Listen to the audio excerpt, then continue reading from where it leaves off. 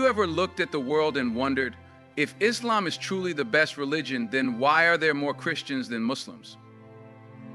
It's a question many people ask, not out of doubt, but out of curiosity, out of a desire to understand the deeper truths of faith, numbers, and purpose. In a world full of opinions, trends, and overwhelming statistics, it's easy to assume that the majority is always right, that the bigger crowd must be walking the right path. But what if truth was never about numbers? What if spiritual success was never meant to be measured in popularity? This isn't just a debate about religion, it's a journey of understanding. It's a call to open your heart, think beyond the surface, and explore what truly defines the best way of life. Together, let's go beyond the numbers and dive into the wisdom, purpose, and beauty that lies beneath the question. Stay with me till the end, because what you'll hear today might not just answer your question, it might change the way you see faith forever. In this world, many people believe that whatever is followed by the most must be the truth. But history, logic, and even personal experience tell us that's not always the case. The majority can be wrong. Just because more people follow a certain path doesn't automatically make it the right one. Think about it. There were times when the majority believed the earth was flat. There were times when entire societies accepted injustice as normal. But numbers didn't define truth. Truth stood on its own, even when only a few believed in it. The same applies to religion. The best way of life isn't chosen by votes. It's not about how many follow it, but how pure, how complete, and how life-changing it is. Islam emphasizes discipline, purpose, unity, and submission to God, not to the world. Even if fewer people follow it, its value remains untouched. Real truth requires effort to recognize. It calls for reflection, not popularity. Sometimes the crowd is loud, but the truth is quiet, and those who are sincere will always find it, not because everyone else believes it, but because it resonates deep in the soul. So if Islam is the best religion, its truth doesn't depend on how many follow it. It shines through the strength of its message, the impact on its followers, and the peace it brings to hearts that truly seek it. When we look at why certain religions have more followers than others, it's important to understand that history has played a major role, sometimes even more than personal faith or spiritual truth. Christianity, for example, spread across large parts of the world through powerful empires, colonization, and political influence. From Europe to the Americas, the religion was often introduced through kings, governments, and colonial rulers. In many places, people didn't choose their religion, they inherited it, were born into it, or it was taught to them as the only way. In some cases, other beliefs were even pushed aside. Islam, on the other hand, spread through a mix of personal example, trade, and message-driven growth. Yes, Islamic history also includes empires, but the focus remained on individual accountability, prayer, community service, and spiritual connection with God. Muslims didn't rely on massive world control to spread the message. They relied on the power of the truth and the hearts it reached. So when we ask why are Christians more in number, the answer isn't just about which religion is better. It's about who had more political control, who ruled longer, and what systems were in place over centuries. It's not a reflection of truth, it's a reflection of power and historical reach.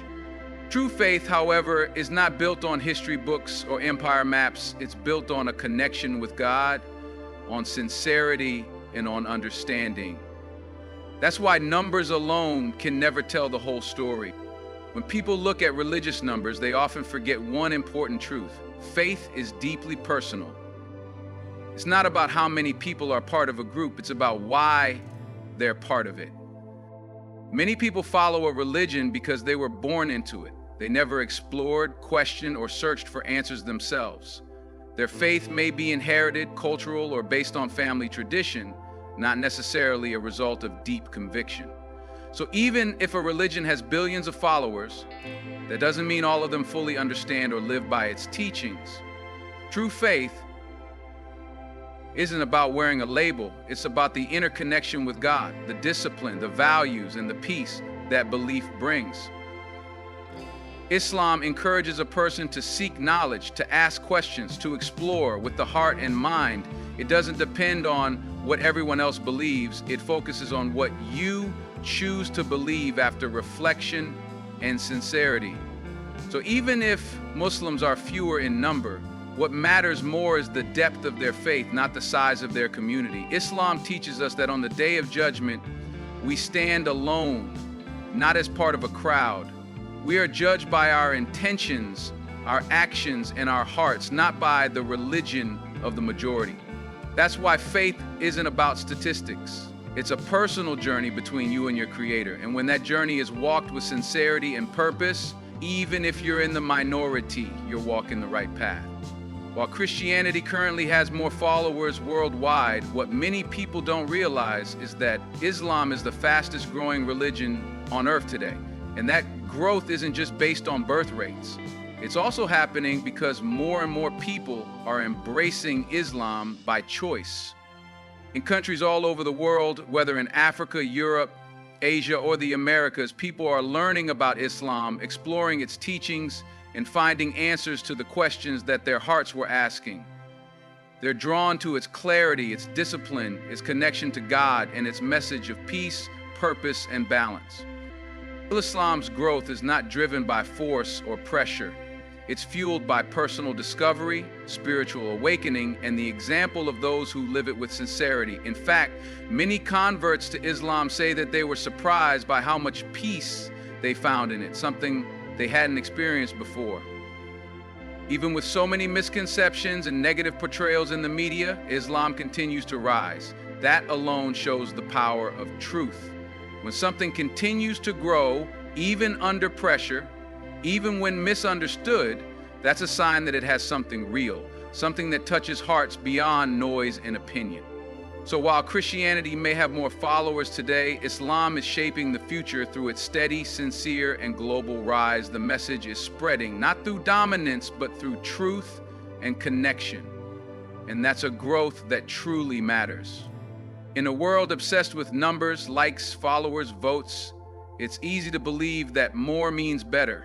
But when it comes to faith, that mindset doesn't apply.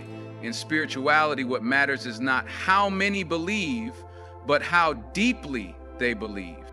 You could have 1 million people wearing a label, but if their hearts are empty, their actions careless, and their connection with God weak, what does that number really mean? On the other hand, a smaller group of sincere, disciplined, and devoted individuals can carry more weight in the eyes of truth.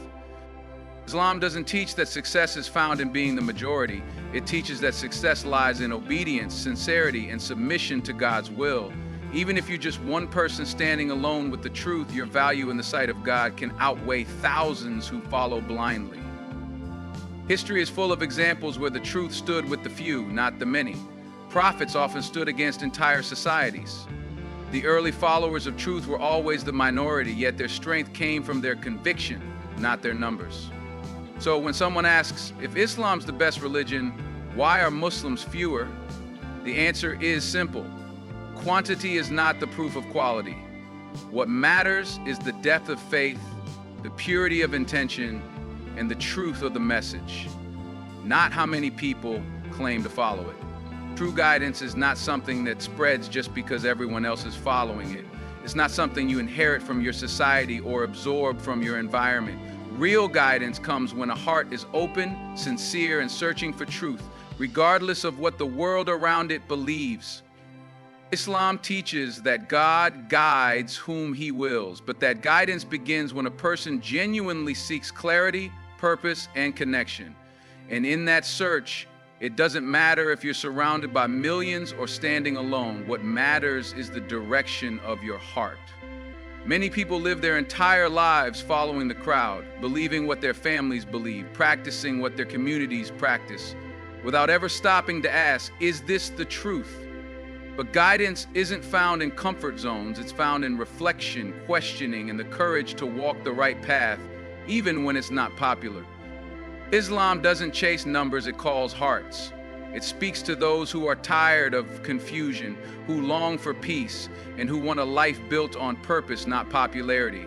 And those who truly search with humility often find Islam, not because the crowd led them there, but because their heart recognized the truth when they saw it.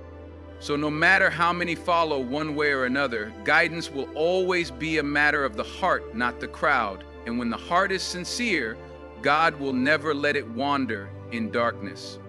In conclusion, the question, if Islam is the best religion, then why are Christians more in number, comes from a place of curiosity, but the answer requires a deeper understanding beyond just numbers. Truth has never been about majority. History, politics, and culture have all shaped the spread of religions across the world. But true faith, real guidance, is something personal. It's not passed down by society or proven by statistics. It's found in the heart of the one who seeks it with sincerity. Islam continues to grow not because of worldly power, but because its message touches hearts, answers questions, and gives life meaning. The strength of Islam is not in the number of its followers, but in the clarity of its guidance and the peace it brings to those who live by it. So don't let the size of a crowd make you doubt the path of truth. Truth often walks quietly, but those who walk with it carry the light of purpose, patience, and deep conviction. Thank you for joining me on this journey of understanding. I hope this message opened your heart to reflect more deeply, to question sincerely, and to seek truth for yourself.